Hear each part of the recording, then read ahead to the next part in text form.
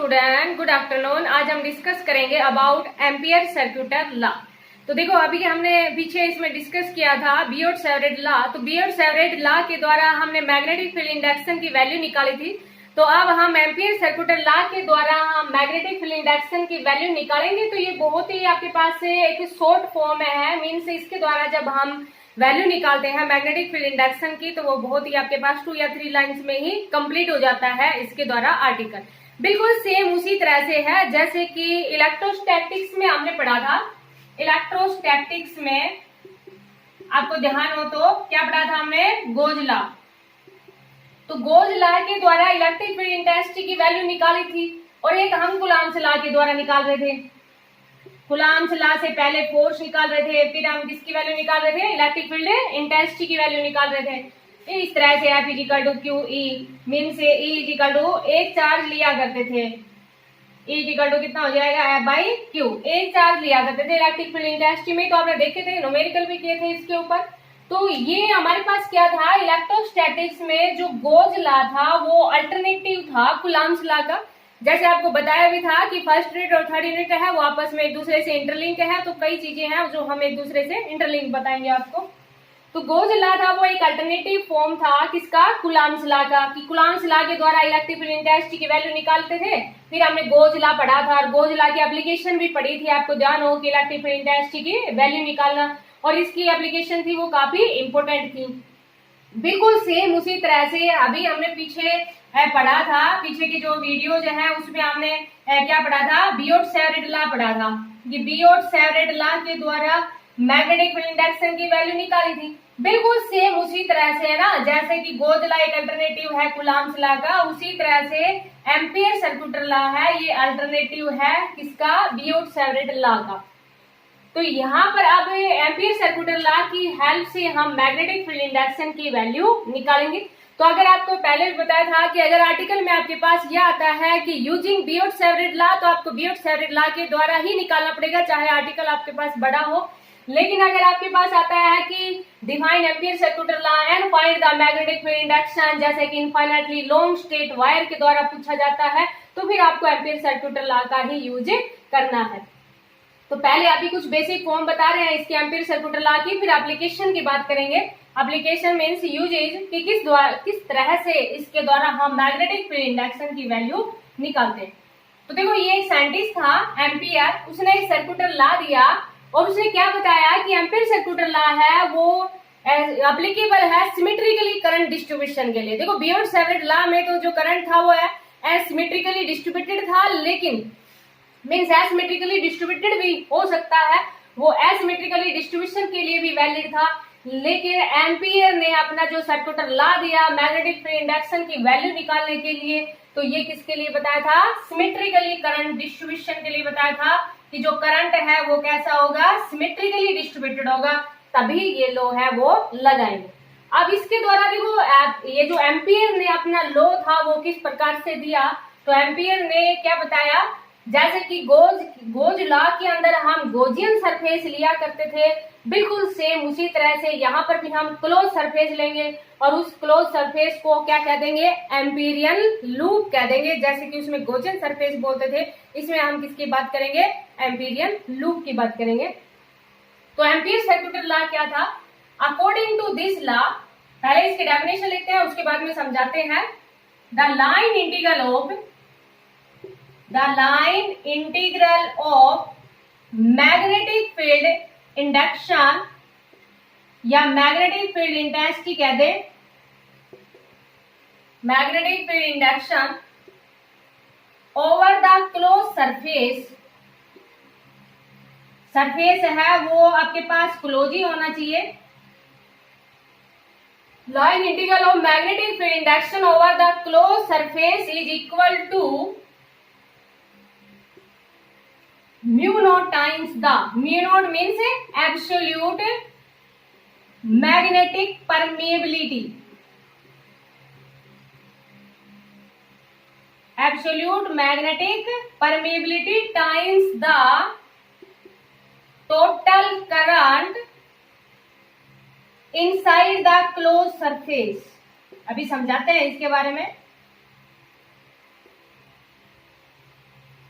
Means इसके द्वारा क्या था कि line integral of magnetic field induction over the close surface is equal to mu naught time the total current inside the close surface. कि जो line integral है magnetic field induction या magnetic field intensity over the close surface is equal to the absolute magnetic permeability, means ये air की है, medium की नहीं है। Absolute magnetic permeability times the total current inside the close surface, कि उस close surface के अंदर कितना है। जैसे कि आपको ध्यान होगा जब हमने गोज लॉ में पढ़ा था, आपको ध्यान है ना, गोज लॉ में हमने इस तरह से पढ़ा था, E डॉट ds है वो किसके इक्वल था, Q बाई एप्सिलॉन नॉट। ये आपको पहले भी बता चुके हैं, इनमें कुछ सिमिलरिटीज डिससिमिलरिटीज बता चुके हैं कि यहाँ पर वहां पर हम सरफेस की बात क्या करते थे, यहाँ पर हम एक एलिमेंट की बात करते हैं और वहां पर हमारे पास एप्सिलॉन नॉट होता था और यहाँ पर हमारे पास म्यू नॉट है, एब्सोल्यूट मैग्नेटिक परमिएबिलिटी है, वहां पर परमिटिविटी होता था, यहाँ पर चार्ज, वहां पर चार्ज था और यहाँ पर हमारे पास क्या है, करंट है। बिल्कुल सेम ही है आपके पास ये, तो ये क्योंकि अभी बताया था आपको अल्टरनेटिव फॉर्म है ये इसकी। तो लाइन इंटीग्रल है magnetic field over the close surface है वो इक्वल होता है mu naught time the total current inside the close surface. कैसे, देखो अभी इस चीज को समझाते हैं आपको कि जैसे कि मान लीजिए, समझ में आएगी होगी ये डेफिनेशन तो आपको, कि ये अभी हम प्रूव भी करेंगे कि B डॉट dl है वो किसके इक्वल है, म्यू नॉट I के इक्वल है। तो उससे पहले कुछ इसकी इक्वेशन समझाते हैं आपको। तो देखो ये मान लीजिए जैसे कि सपोज करो ये आपके पास एक कर्व है, ये ट्रेस है, ये करंट की डायरेक्शन मत समझ लेना, ये इस कर्व को ऐसे मीन्स इस पाथ को ऐसे ट्रेस किया गया है, ये ट्रेसिंग ऑफ पाथ है, करंट की डायरेक्शन नहीं है, ये tracing of a path means इस कर्व को ऐसे ट्रेस किया गया है। तो देखो बेटा यहाँ पर जैसे इस कर्व को हमने ऐसे ट्रेस किया, देखो ये इस तरह से ऐसे यू ट्रेस कर रखा है कर्व को। तो जब जैसे देखो ऐसे ट्रेस करेंगे तो जो करंट की डायरेक्शन है वो हमारे पास क्या रहेगी, इनसाइड रहेगी। तो जैसे कि मान लीजिए क्रॉस से हम रिप्रेजेंट करते हैं इनसाइड को और डॉट से हम रिप्रेजेंट करते हैं आउटसाइड को। तो सपोज करो यहाँ पर करंट है वो कितना है, I1 है, इनसाइड द मीन्स जो डायरेक्शन है वो क्या है, perpendicular to the plane of a paper है। अब जैसे सपोज करो एक दूसरा कर्व ले लिया हमने, इसी तरह से एक दूसरा कर्व है वो ट्रेस कर दिया और उस कर्व में भी डायरेक्शन ऐसे ही ले ली और करंट की वैल्यू है वो अब यहाँ पर हम इनसाइड ही आ जाएगी और वो हमने कितने ले ली, I2 ले ली। तो अकॉर्डिंग टू एम्पियर के अकॉर्डिंग उसने क्या बताया कि जो मैग्नेटिक फील्ड इंडक्शन की वैल्यू है वो mu naught time the total current. अब करंट हमारे पास कितना है, I1 और I2 इनसाइड ही है, दोनों ही करंट इनसाइड है। तो साइन किसका ले लिया हमने, प्लस का ले लिया। और थोड़ा समझो देखो इसको, जैसे कि मान लीजिए आपके पास था तो यही ट्रेसिंग का कर्व तो यही था, लेकिन ट्रेसिंग का कर्व इसी तरह से है, लेकिन एक करंट है वो तो इनसाइड ले लिया और दूसरा करंट है उसकी डायरेक्शन है वो कैसी ले ली, आउटसाइड ले ली। एक करंट थी उसकी डायरेक्शन तो कैसे ले ली, इनसाइड, और सेकंड करंट है उसकी डायरेक्शन कैसे ले ली हमने, आउटसाइड। तो यहां पर देखो आप क्या हो जाएगा, according two ampere circular law means ampere ने अपने जो सर्कुलर लॉ के अकॉर्डिंग क्या बताया कि मैग्नेटिक फील्ड इंडक्शन है, line integral of magnetic field induction over the close surface is equal to mu naught time the total current. अब देखो यहाँ पर टोटल करंट ये तो इनसाइड है, ये बाहर निकल रहा है, तो क्या हो जाएगा, -I2 हो जाएगा। तो समझ में आ गया होगा आपको क्या बताया कि जो लाइन इंटीग्रल है magnetic field induction over the close path is equal to mu naught time the total current inside the path.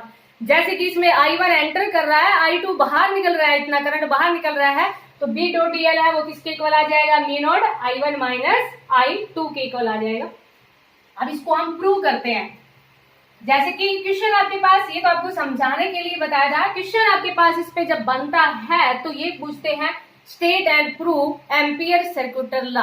आपको स्टेट मीन्स अभी जो डेफिनेशन दी थी आपको इस तरह से स्टेटमेंट देनी है, उसके बाद में आपको प्रूव करना है, क्या प्रूव करना है कि B डॉट dl है वो इक्वल है mu naught time the total current, इसके इक्वल आपको प्रूव करना है। अब देखो इसके इक्वल प्रूव करने के लिए आपके पास पाथ है वो क्लोज होना चाहिए। लेकिन ये तो नहीं कहा कि पाथ है वो बिल्कुल सर्कुलर क्लोज पाथ होना चाहिए। पाथ है वो आर्बिट्रेरी भी हो सकता है आपके पास, मीन्स इरेगुलर सरफेस भी हो सकता है, लेकिन होना चाहिए क्लोज। तो यहाँ पर देखो आपके पास जो मीन्स प्रूफ है वो दोनों तरह से भी पूछ सकते हैं आपसे। या तो ये भी ले सकते हैं कि क्लोज सरफेस होना चाहिए, बिल्कुल सर्कुलर क्लोज सरफेस होना चाहिए, या आपसे ये भी कह सकते हैं कि by using arbitrary close path इसको प्रूव करना है कि बी डॉट डी एल है वो mu naught time the total current के इक्वल है। तो पहले हम सर्कुलर क्लोज पाथ ले लेते हैं, उसके बाद में आर्बिट्रेरी पाथ ले लेंगे। तो देखो पहले सर्कुलर पाथ लेते हैं हम। तो सर्कुलर पाथ के लिए एक वायर ले लिए। Let us consider a wire, कुछ भी नाम दे दिया इसका x y, carrying a current I. Current है वो कितना है आई। यहाँ तो आपको पता ही है ये तो कि राइट हैंड थंब रूल का यूज करते हैं, और राइट हैंड थंब रूल के अकॉर्डिंग ये करंट है तो grip of finger represent the direction of magnetic field. तो ये जो ग्रिप ऑफ फिंगर है जो रिप्रेजेंट करेंगी, किसको रिप्रेजेंट करेंगी, direction of a magnetic field को रिप्रेजेंट करेंगी। तो देखो ये मैग्नेटिक फील्ड को इस तरह से ऐसे रिप्रेजेंट कर दिया। Grip of finger represent the direction of a magnetic field. तो ये मैग्नेटिक फील्ड की डायरेक्शन आ गई। और ये आपको पता ही होगा ये सर्कुलर है बेटा, बिल्कुल क्लोज है, ध्यान रखना इस चीज का, मीन्स बिल्कुल सिमेट्रिकली है, ये आर्बिट्रेरी पाथ नहीं है। हर तरफ रेडियस है वो आपके पास कैसी है, इक्वल। तो आप इस डायग्राम कैसे ध्यान रखना, रेडियस जैसे कहीं से मोटा पतला बन रहा है तो आप इस चीज को समझ लेना, सर्कुलर क्लोज पाथ है, ये बिल्कुल सर्कुलर पाथ है। अब यहाँ देखो आपके पास, तो ये आपको पता भी है कि जब कोई भी बॉडी है वो ऐसे सर्कुलर पाथ के अंदर चलती है तो tangent at any point gives the direction. तो टेंजेंट है किसी भी पॉइंट के ऊपर क्या देता है, वो डायरेक्शन देता है। तो कहीं से भी मान लो आप, मान लीजिए इस पे मान लेना या इस पे मान लेना, जैसे आपकी इच्छा है, जैसे सपोज करो इस पे मान रहे हो, तो ये tangent at any point gives the direction. तो ये इधर मैग्नेटिक फील्ड था, तो ये tangent at any point gives the direction ले लिया, तो ये हमारे पास क्या आ गया, बी आ गया। अब यहाँ देखो हमें ये प्रूव करना है ना कि बी डॉट डी एल है वो mu naught times the total current के इक्वल है। तो इसके लिए हमें करंट एलिमेंट लेना पड़ेगा। तो ये छोटा सा एलिमेंट ले लिया हमने, कितना ले लिया, ये डी एल ले लिया, और यहां से यहां तक की रेडियस है वो हम मान लेंगे let r be the perpendicular distance from a conductor to current element. और वी नो दैट, ये हम जानते हैं, बियर्ड-सेवरेट लॉ के द्वारा हमने निकाला था, और अभी हम नेक्स्ट आर्टिकल में एम्पियर सर्कुलर लॉ के द्वारा इसकी वैल्यू निकालेंगे। लेकिन यहाँ प्रूव करने के लिए उस वैल्यू का हम डायरेक्ट यूज करेंगे। किस वैल्यू का डायरेक्ट यूज करेंगे, we know that magnetic field induction या magnetic field intensity at a point due to state wire, due to state current carrying wire is given by किसके equal होती है value, mu naught upon 4 pi 2i by r। यहाँ पर r ले रखी है तो कितना ले लेंगे, r ले लेंगे। अब यहाँ देखो डॉट प्रोडक्ट है, डॉट का मतलब आप जानते हैं कोस थीटा, तो इसकी लेफ्ट साइड को ले लिया बी डी एल। और देखो यहाँ पर करंट एलिमेंट और इनके बीच में एंगल कितना है, cos of 0 degree. Close path, ये सिंबल किसका है, क्लोज का सिंबल है, तो ये बी कोस 0 की वैल्यू कितनी हो जाएगी, 1 हो जाएगी। मैग्नेटिक फील्ड ये आपके पास कितना आ गया, डीएल आ गया ओवर द क्लोज। तो देखो यहाँ पर बी की वैल्यू कितनी है, mu naught upon 4 pi 2i by r. और ये देखो करंट एलिमेंट कितना हो सकता है, जितनी इसकी सरकमफेरेंस होगी, मैक्सिमम से मैक्सिमम लेंथ कितनी हो सकती है, जितनी इसकी सरकमफेरेंस होगी। यहाँ से आर कैंसिल हो गया, देखो 2 2 4, 4 से 4 कैंसिल हो गया, 5 से 5 कैंसिल हो गया, तो ये आपके पास क्या आ गया, mu naught time the total current. तो हमने क्या लिया था, इसकी लेफ्ट साइड ली थी, और ये किसके इक्वल आ गई, इसकी राइट हैंड साइड के इक्वल आ गई। तो यहाँ पर line integral of magnetic field induction over the close path is equal to mu naught time the total current. तो ये हमने यूज किया, एक सर्कुलर क्लोज पाथ यूज किया। अब अगर मान लीजिए आपके पास आर्टिकल में ये पूछ लेते हैं कि सर्कुलर क्लोज पाथ ना दे के आपसे कह दिया जाए आर्बिट्रेरी क्लोज पाथ है, तो फिर आपको प्रूव करना है एम्पियर सर्कुलर लॉ। तो देखो बेटा, आर्बिट्रेरी क्लोज पाथ है B dot dl is equal to mu naught times the total current inside the closed loop। तो यहाँ पर देखो आर्बिट्रेरी पाथ है, आर्बिट्रेरी पाथ का मतलब देखो इस तरह से आर्बिट्रेरी पाथ है, अब बिल्कुल क्लोज पाथ नहीं है, ये कैसा है आर्बिट्रेरी। और ये हमारे पास एक करंट कैरिंग कंडक्टर है, करंट कैरिंग कंडक्टर का नाम कितना ले लिया हमने, एक्स वाई ले लिया। अब यहाँ पर देखो बेटा आपके पास, अब जब भी आप ये इस पॉइंट को कंसिडर करोगे तो R1 मीन्स रेडियस अलग है, यहाँ कंसिडर करोगे रेडियस अलग है, ये अलग है, ये अलग है, क्योंकि अभी हमने बिल्कुल क्लोज पाथ लिया था, मीन्स सर्कुलर क्लोज पाथ लिया था, तो हर तरफ रेडियस थी वो आपके पास क्या थी, बराबर बराबर। लेकिन यहाँ पर हम कैसा ले लेते हैं, थोड़ा और इरेगुलर ले लो, देखो और थोड़ा इरेगुलर ले लिया, तो यहाँ पर आप देखेंगे कि रेडियस है वो हर पॉइंट के ऊपर आपके पास अलग अलग है, और जब रेडियस आपके पास हर पॉइंट के ऊपर अलग अलग होगी तो मैग्नेटिक फील्ड इंडक्शन की वैल्यू भी अलग अलग होगी, क्योंकि मैग्नेटिक फील्ड इंडक्शन है वो तो डिपेंड कर रहा है ना रेडियस के ऊपर, 2I/r, देखो r के ऊपर डिपेंड कर, ये तो कांस्टेंट है। करंट भी एक, मान लीजिए कहीं पर भी कोई भी पॉइंट लोगे वायर तो यही आनी है, तो करंट की वैल्यू भी सेम है आपके पास, लेकिन टू भी सेम है, लेकिन आर तो सब जगह अलग अलग है ना, तो मैग्नेटिक फील्ड इंडक्शन की वैल्यू है वो हर पॉइंट के ऊपर आपके पास अलग अलग हो जाएगी। मीन्स इसको हम ऐसे लिख देंगे फिर, जैसे कि ये जो B डॉट dl लिया है ना हमने, इसको हम कैसे लिख देंगे, पहले के लिए क्या लिख देंगे B1 डॉट dl1, सेकेंड के लिए क्या लिख देंगे B2 dl2। अब क्लोज नहीं लगाएंगे, देखो सारे लगा लिए हमने, और कहां तक है ये हमारे पास है, जैसे कि कहां तक कितने भी हो सकते हैं ना, BN dln, इस तरह से लिखेंगे हम, समझ में आ गया होगा आपको। या फिर हम समीशन के फॉर्म में लिख लें इसको, कहने का मतलब क्या है कि B1 B2 B3 ये सारी की सारी वैल्यू है वो आपके पास है अलग अलग है, लेकिन यहाँ पर एक तो है कि एंगल तो आपके पास सेंटर के ऊपर 360 डिग्री बनेगा। मान लीजिए जैसे ये वाला एंगल है ना कंप्लीट एंगल, ये तो आपके पास 360 बनने वाला है ना, तो इसलिए हम इसको किसकी फॉर्म में ले लेते हैं बेटा, एंगल की फॉर्म में ले लेते हैं। एंगल की फॉर्म में हम कैसे ले ले, देखो इसको, जैसे कि यहां से ये वाला एंगल है, ये कितना एंगल बन रहा है, सपोज करो ये आपके पास कितना है d1, और ये जो रेडियस है वो हम कितने ले लेंगे R1 ले लेंगे ना। इस तरह से देखो आपके पास ये जो एंगल है, हर एक एंगल है वो तो आपके पास अलग अलग बनेंगे ना, जैसे d1 बन गया, ये आपके पास कितना बन जाएगा d2, ये करंट एलिमेंट है वो कितना ले लिया हमने dl1, रेडियस कितनी ले ली R1, ये रेडियस कितनी ले ली R2, ये कितना ले लिया dl2।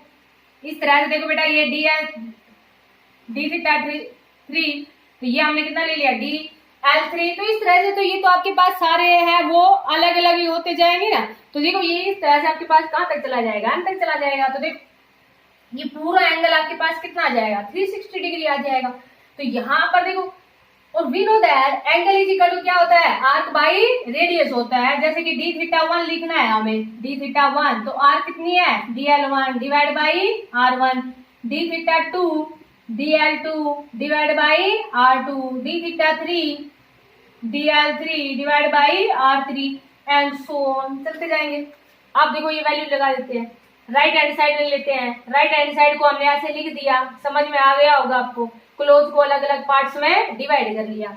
आप देखो यहाँ पर B1 की वैल्यू लिखनी है, इधर लिख देते हैं, तो ये हमारे पास देखो B1 है, B1 की वैल्यू कितनी है μ0/4 2I डिवाइड बाई R1 और इंटू dl1। देखो बेटा एंगल यहाँ पर भी आपके पास 0 डिग्री रहेगा, क्योंकि tangent at any point gives the direction of magnetic field, जैसे ये मैग्नेटिक फील्ड की डायरेक्शन होगी और dl1 दोनों के बीच में एंगल कितना रहेगा 0 डिग्री, और cos 0 की वैल्यू कितनी होती है 1, इसलिए यहाँ पर डॉट हटा दिया, समझ में आ गया होगा।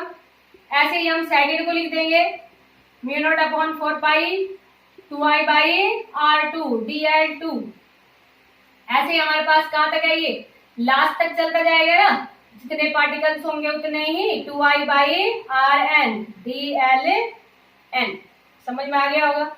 अब यहाँ पर देखो μ0/4 तो सब में से कॉमन है और 2I भी सब में से कॉमन है, तो ये इधर हमारे पास क्या बचेगा dl/R1, सेकंड हमारे पास क्या बच जाएगा dl2/R2, और इस तरह से ये कहां तक चला जाएगा dln/Rn तक चला जाएगा। क्योंकि ये तो सारे के सारे हैं आपके पास, वो क्या रहेंगे भाई, सेम ही रहेंगे ना। अब इसको सारे को हम किसके फॉर्म में लिख देंगे, टोटल इंटीग्रेशन की फॉर्म में लिख दे, कंप्लीट।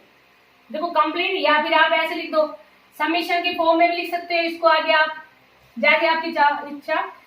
अगर टोटल लगाने के लिए यहाँ समीशन भी लगा सकते हो, और दूसरा आप क्या लगा सकते हो, इंटीग्रेशन भी लगा सकते हो। तो जैसे कि ये हमारे पास कितना आ जाएगा, mu naught upon 4 pi 2i, ये क्या बन गया भाई, डी थीटा 1, ये डी थीटा 2, और लास्ट कहाँ तक है, डी थीटा एन तक, मीन जितने भी एंगल बनेंगे।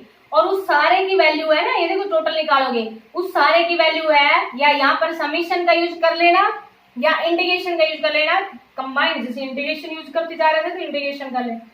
अब ये टोटल आपके पास किसके इक्वल आ जाएगा, mu naught upon 4 pi 2i, और ये हमारे पास किसके इक्वल आ गया, 2 पाई के इक्वल आ गया। तो यहाँ से देखो 2 2 4 4 से 4 कैंसिल, पाई से पाई कैंसिल, तो ये किसके इक्वल आ गया, mu naught time the total current inside the Amperian loop inside the close surface. तो अब अगर मान लीजिए आपके पास आर्टिकल में ये आता है कि यूजिंग आर्बिट्रेरी पाथ का यूज करते हुए मैग्नेटिक फील्ड इंडक्शन की वैल्यू निकालनी है, तो आप इसका प्रूफ चाहिए आपको एम्पियर सर्कुलर लॉ का यूजिंग आर्बिट्रेरी क्लोज पाथ, तो आप इस तरह से करेंगे। आपको समझ में आ ही गया होगा। दोबारा इसको आप प्ले कर लेना, मीन्स 1-2 बार देख लेना, क्योंकि दोबारा रिपीट करूंगी तो भी वही बात है, वो आप देख सकते हो बेटा। दोबारा एक बार समझ में नहीं आया, 2 बार देखो वीडियो को, 3 बार देखो, जितनी बार देखोगे उतनी बार ही आपको बेनिफिट है, और आपके पास है, जितनी बार चाहो उतनी बार आप देख सकते हो। तो ये था हमारे पास एम्पियर सर्कुलर लॉ, कि एम्पियर ने अपना एक सर्कुलर लॉ दिया मैग्नेटिक फील्ड इंडक्शन के लिए। क्योंकि आपको स्टार्टिंग में बताया था कि जो ओरेस्टेड था वो तो फर्स्ट पर्सन था जिसने मैग्नेटिक, ये बताया था कि with the help of current magnetic field is produce. उसके बाद में बहुत सारे साइंटिस्ट थे जिन्होंने वैल्यू बताई थी, तो उसमें जैसे कि हमने बियोट-सेवर्ट लॉ पढ़ा। अब हम किसकी बात कर रहे हैं, एम्पियर सर्कुलर लॉ की बात कर रहे हैं। Circular law means circular path लिया था, क्लोज सरफेस। अब हम इसकी एप्लीकेशन की बात करेंगे। एक एप्लीकेशन आज डिस्कस कर लेते हैं, नेक्स्ट कल कर लेंगे। 2 एप्लीकेशन बची हुई है, सोलेनॉइड, टोरॉइड, फिर कल ये चैप्टर आपका कंप्लीट हो जाएगा, फिर न्यूमेरिकल डिस्कस करेंगे इस चैप्टर के।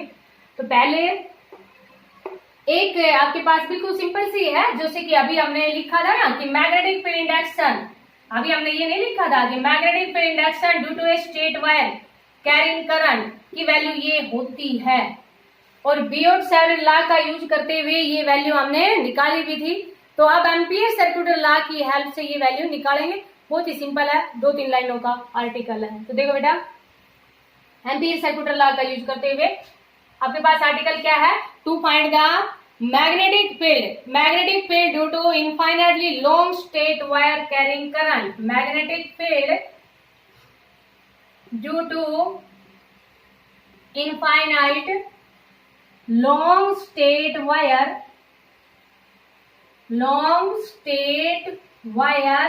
Carrying current,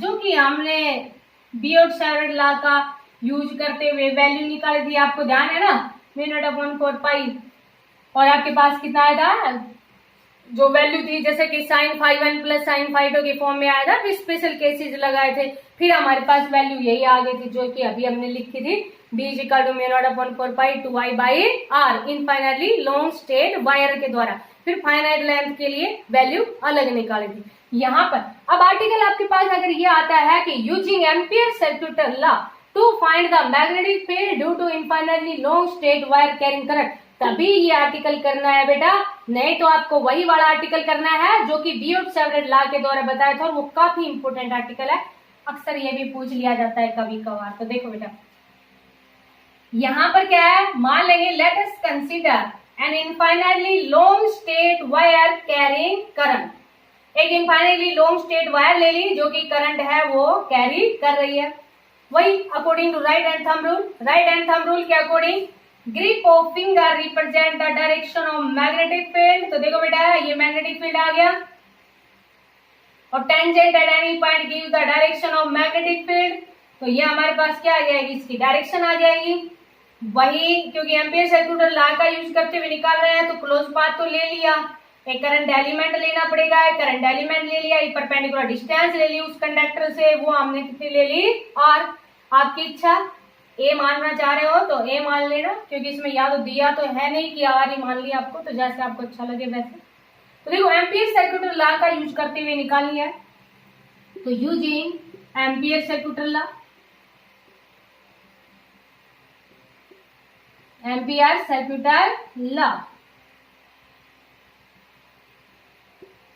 ampere circular law के अकॉर्डिंग समझ में आ गया होगा बेटा, b dot line integral of magnetic field over the close surface is equal to mu naught time the total current inside the close loop, इसके इक्वल होता है।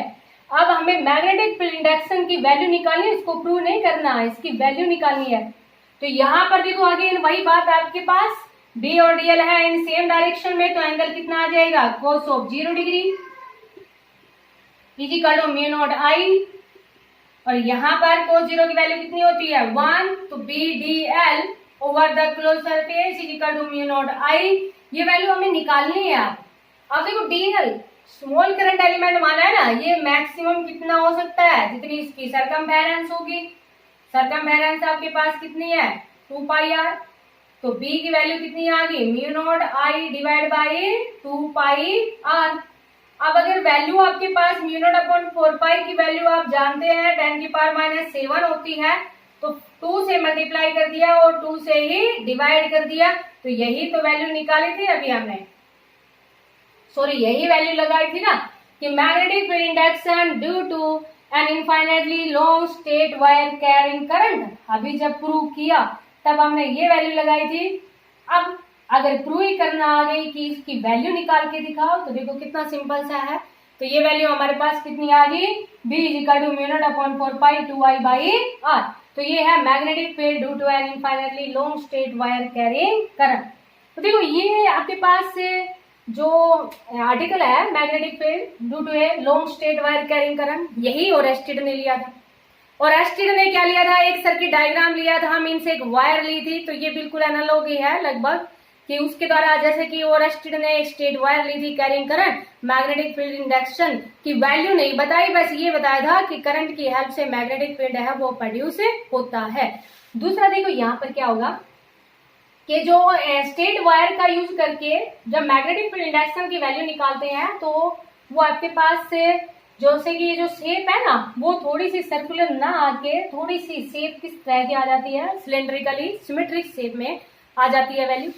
तीसरा आपके पास क्या है यहाँ पर कि B की वैल्यू है ना वो इनवर्सली प्रोपोर्शनल है R के, देखो यहाँ से आपको साफ दिख रहा है, ये तो कांस्टेंट है, करंट भी मान लीजिए आपके पास जितना भी जा रहा है वायर के अंदर उतना ही जाएगा, तो B है वो इनवर्सली प्रोपोर्शनल है R के, मीन्स जितनी ज्यादा करंट से सॉरी कंडक्टर से पॉइंट होगा जहां पर हम मैग्नेटिक फील्ड इंडक्शन की वैल्यू निकालेंगे वो उतनी ही कम होती जाएगी। यही तो होता है, क्योंकि एक स्पेस होता है ना अराउंड द मैग्नेट या around the current carrying wire, जहां तक मैग्नेटिक इफेक्ट है वो प्रोड्यूस होता है, तो जैसे जैसे हम दूर जाते जाएंगे मैग्नेटिक फील्ड इंडक्शन की वैल्यू है वो कम होती जाएगी।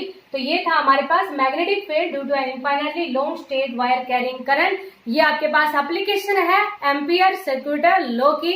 अब आपके पास इसमें 3 एप्लीकेशन और बची हुई है, एक cylindrically wire mean cylindrically shape के अंदर एक होलो सिलेंडर के अंदर करंट कैरिंग वायर है, उसके द्वारा हम मैग्नेटिक फील्ड इंडक्शन की वैल्यू निकालेंगे, एक आपके पास टोरॉइड है और एक सोलेनॉइड है, तो ये नेक्स्ट कल की वीडियो में करेंगे, तो इसको आप अच्छी तरह से समझना। Thank you.